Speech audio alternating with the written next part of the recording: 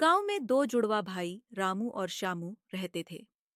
दोनों एक दूसरे के बहुत करीब थे, लेकिन उनके बीच एक बड़ा विवाद छिड़ गया। गांव की परंपरा के अनुसार बड़े भाई को सारी संपत्ति का अधिकार होता है। रामू, जो बड़ा भाई था, अपने सिर्फ 3 मिनट छोटे भाई श्यामू को संपत्ति के बंटवारे से अलग रखना चाहता था। जब उनके पिता का निधन हुआ, तो संपत्ति का बंटवारा एक जटिल मुद्दा बन गया। रामू ने कहा, यह संपत्ति मेरी है क्योंकि मैं बड़ा भाई हूं।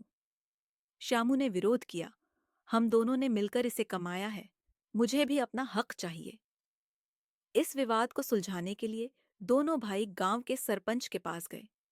उन्होंने अपनी समस्याएं बताई और मदद की गुहार लगाई। सरपंच, जो अपने निर्णयों के लिए जाना जाता था, दोनों भाइयों की बातें सुनकर गंभीर हो गया। उसने कहा, गांव की परंपरा के अनुसार संपत्ति का अधिकार बड़े भाई रामू का है।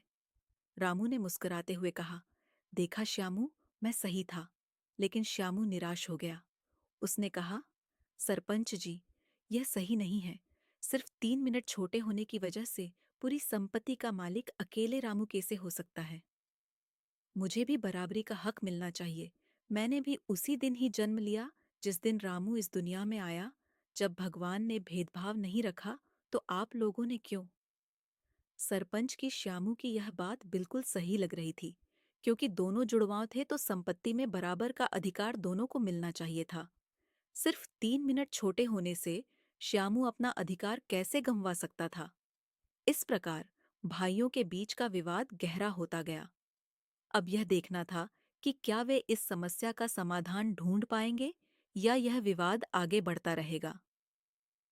सरपंचों का फैसला, कहानी के अगले भाग 2 अगले एपिसोड में।